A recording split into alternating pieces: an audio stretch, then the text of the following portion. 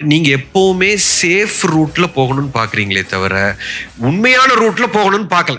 ஒரு ரோஜா செடிகிட்ட போய் நீ ரோஜா பூ உருவாக்க கூடாது, இன்னையில இருந்து நீ தாமரை போய் உருவாக்கணும்னா உயிர் போகும். ஏன்னா அதோட இயல்பு அது கிடையாது.